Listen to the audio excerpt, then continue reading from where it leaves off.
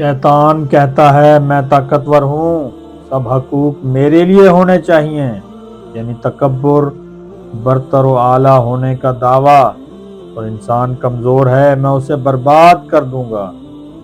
طاقتور کبھی کبھار شیطان کی طرح عمل کرتے ہیں۔ یہ عمل کچھ اس طرح ہوتا ہے،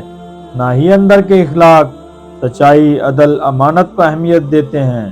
اور نہ ہی انبیاء کی تعلیمات پر عمل پیرا ہوتے ہیں۔ خاص کر خدا کی معرفت، رحم کے پہلو کو نظر انداز کرتے ہیں، یعنی خود کے لیے رحم، آسانی، مٹیریل نظام پر قبضہ، دوسرے کے لیے ذمہ داری، اطاعت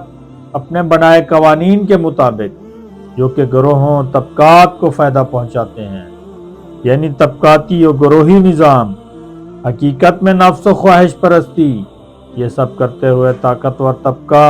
اگرچہ دیندار مذہبی لگتا ہے، مگر حقیقت میں یہ اخلاقیات نفس پرستی میں سے پک اینڈ چوز ہے، یعنی انبیاء کی تعلیمات دین کو ماننے کا خود ساختہ معیار ہے، اور اس معیار کردار کو ادا کرتا ہے مذہبی ذہین طبقہ، گروہی نظام، پلس دنیا دار ذہین طبقہ، طبقاتی نظام۔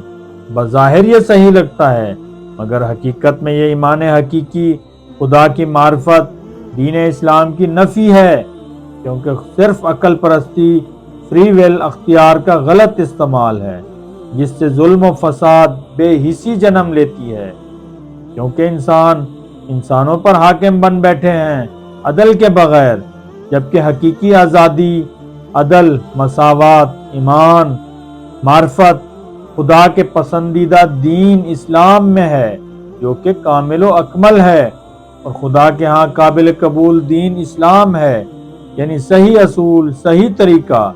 اسوہ محمد صلی اللہ علیہ وآلہ وسلم، نہ کہ شخصیت پرستی۔ ہر شخصیت کو ناپنے کا پیمانہ قرآن و سنت ہے، باقی عام دنیاوی معاملات، علم و ہنر، فن پر اسلام قید نہیں لگاتا، اس کے غلط استعمال کو روکتا ہے۔